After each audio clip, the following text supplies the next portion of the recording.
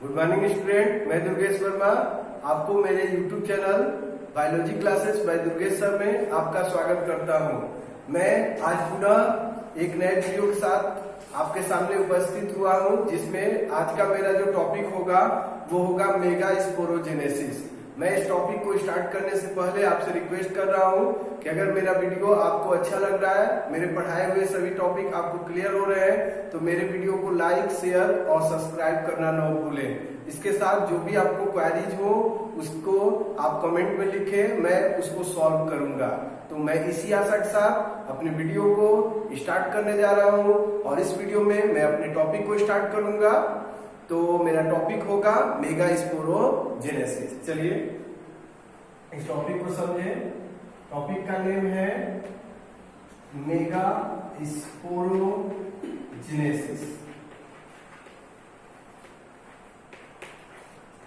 मैंने अपने previous video में आपको इसके बारे में कुछ बताया था, फिर मैं रिवीजन के तौर पे बता दे रहा हूं।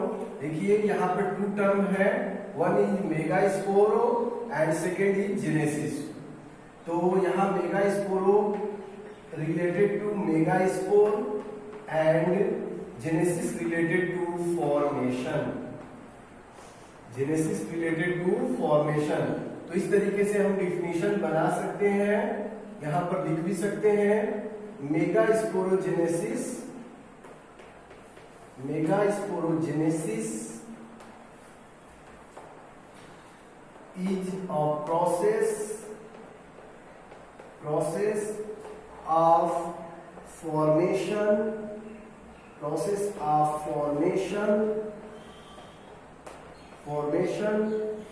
of megaspore from megaspore mother cell।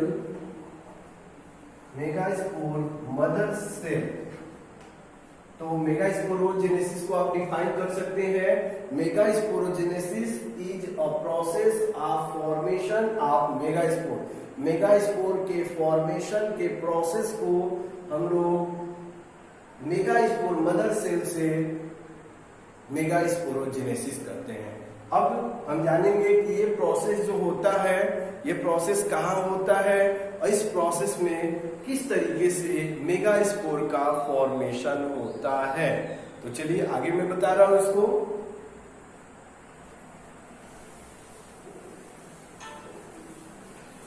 तो आगे आप बताएंगे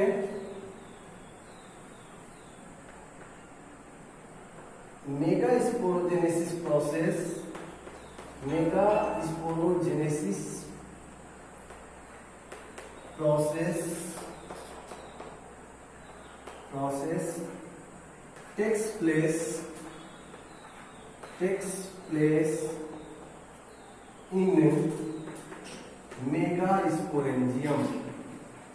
takes place in megasporangium. And you know megasporangium means ovule. तो आप बता सकते हैं megasporogenesis process takes place in megasporangium and megasporangium is ovule. आगे बताएंगे in megasporangium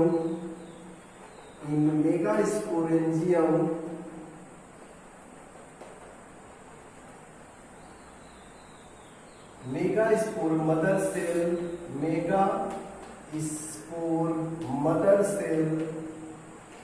mother cell found. Megasporangium में मेगास्पोर मदर सेल फाउंड होता है। और इसको बताएंगे इन मेगास्पोर मदर सेल, इसको शॉर्ट फॉर्म में लिखेंगे एमएमसी। एमएमसी का मीन्स हो गया megaspore mother cell by meiotic division. कौन से डिवीजन से बेटा? Meiotic division four haploid megaspore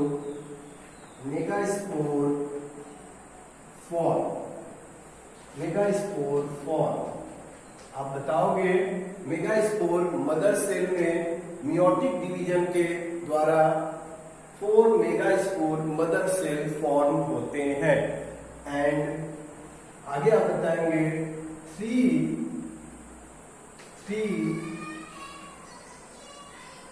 megaspore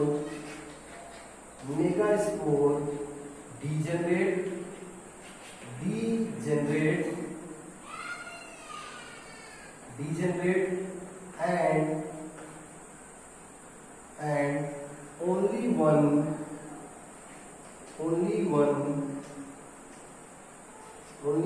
megaspore remain। इसके बाद क्या होता है, 4 मेगास्पोर मदर सेल तो फॉर्म होते हैं, लेकिन उनमें से 3 मेगास्पोर डीजनरेट हो जाते हैं और 1 मेगास्पोर बचता है। और ऐसा इसलिए होता है क्योंकि वहां पर प्रॉपर न्यूट्रिएंट की लैकिंग होती है, वो प्रॉपर न्यूट्रिएंट की सप्लाई वहां पर नहीं हो पाती है। उतने भाई 4 मेगास्पोर अगर होंगे तो श्योर है कि वहां पे सप्लाई भी मोर न्यूट्रिएंट की नीड होगी, जो कि इतना पॉसिबल होता नहीं है। और साथ में मेगास्पोर डीजनरेट हो जाते हैं इसी के कारण, और बस 1 मेगास्पोर बचता है। और यह मेगास्पोर जो होता है इसमें आगे माइटोसिस सेल डिवीजन होता है। तो मैं आगे लिखने जा रहा हूं, तो यहाँ तक क्लियर हो गया है। डिवीजन के तौर पे मैं बोल दूं, मेगास्पोरोजेनेसिस जो प्रोसेस होता है ये मेगास्पोरेंजियम में होता है। मेगास्पोरेंजियम जो होता है उसमें मेगास्पोर मदर सेल होते हैं, और मेगास्पोर मदर सेल में मियोटिक डिवीजन द्वारा 4 हैप्लॉइड मेगास्पोर फॉर्म होते हैं। और इस 4 हैप्लॉइड मेगास्पोर में से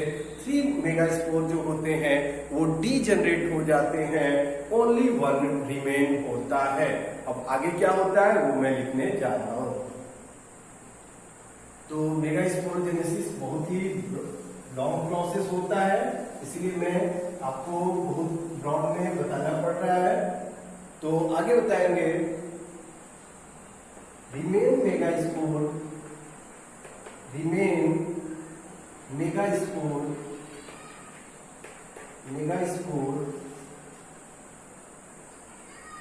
by mitosis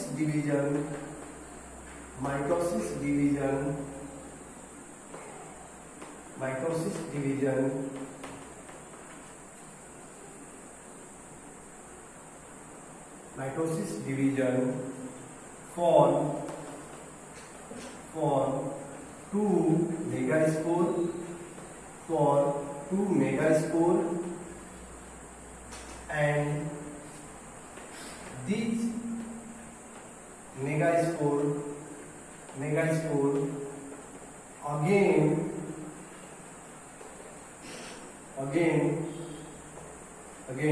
बार तो दो again divide and lastly form 8 megaspore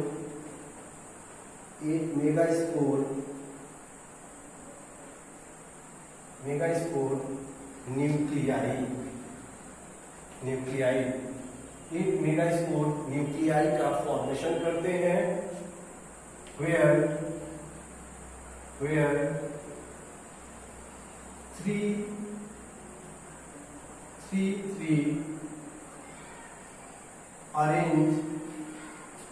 arrange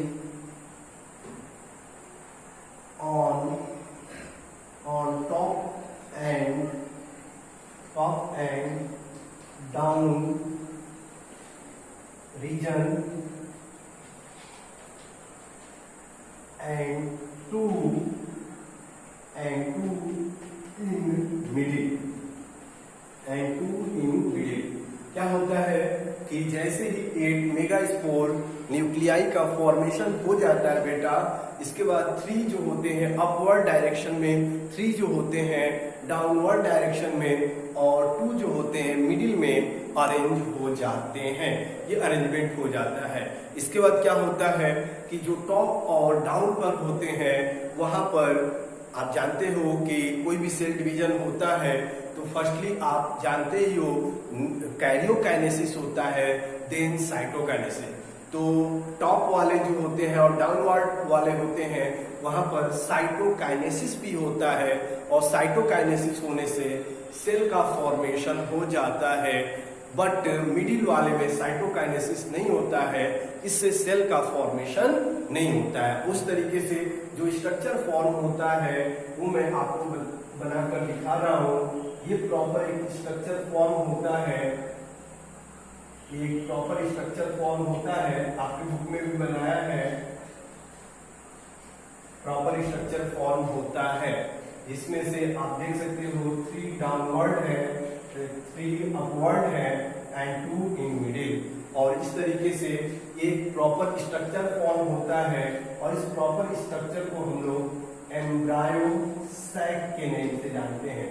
इस फिगर को हम लोग एम्ब्रायो सैक के नेम से जानते हैं और इस एम्ब्रायो सैक में जो पार्ट्स होते हैं उनके नेम मैं आपको बता दूं।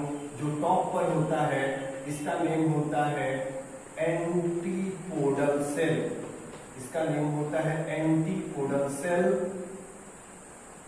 और इसके बाद जो साइड में होते हैं, साइड में जो होते हैं इनका नेम होता है सिनर्जिड्स, सिनर्जिड्स, सिनर्जिड्स। बेटा यहाँ सिनर्जिड्स होगा, यहाँ डिवाइड कर दे रहा हूं, डिवाइड सिनर्जिड्स। और जो मिडिल में होता है वो होता है आपका एग सेल और जो आपके मिडिल में है एम्ब्रियो सैक के, इसका नेम होता है पोलर न्यूक्लियाई। और ऐसा डायग्राम आपके बुक में बनाया है। तो इस तरीके से आपको क्लियर हो जाएगा कि क्या होता है मेगास्पोरोजेनेसिस के ड्यूरेशन में। तो मैं एक बार रिवीजन कर दे रहा हूं कि जो रीमेन मेगास्पोर होता है उसमें माइटोसिस डिवीजन होता है। तो पहले माइटोसिस डिवीजन में 2 मेगास्पोर फॉर्म होते हैं, उनमें फिर डिवीजन होता है 2 बार और डिवीजन होने से माइटोसिस लास्ट में 8 न्यूक्लियाई का फॉर्मेशन होता है। और उस 8 न्यूक्लियाई से आप देखते हो कि 8 न्यूक्लियाई जो होते हैं उनमें से 3 जो होते हैं टॉप पोजीशन पे हो जाते हैं और 2 जो होता है मिडिल में होता है। जो टॉप पोजीशन पे होते हैं उनका नेम होता है एंटीपोडल सेल्स। इसके बाद जो साइड में होते हैं उनका नेम होता है सिनर्जिड सेल और जो मिडिल में होता है उसका नेम होता है एग सेल। और इसके साथ जो आपके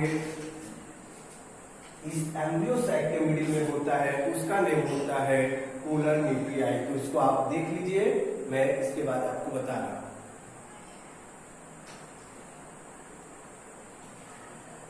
तो इस तरीके से आपका मेगास्पोरोजेनेसिस का टॉपिक क्लियर होता है।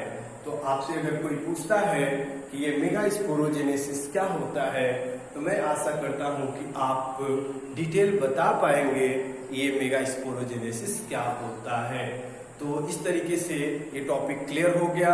अब इसके बाद आगे जो हम लोग पढ़ेंगे वो टॉपिक होगा pollination.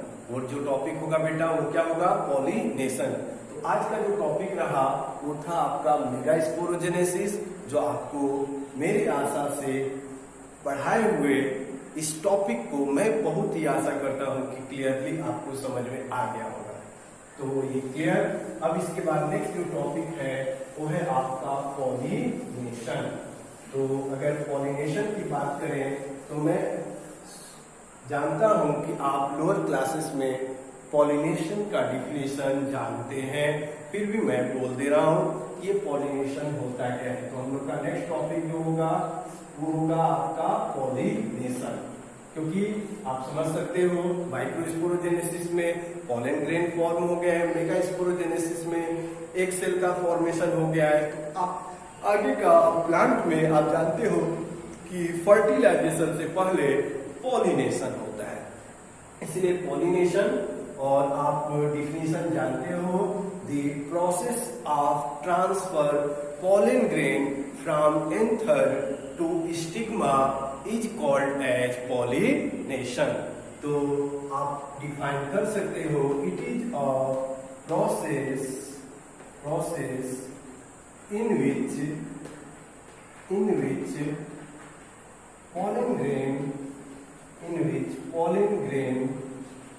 pollen grains transfer from anther to stigma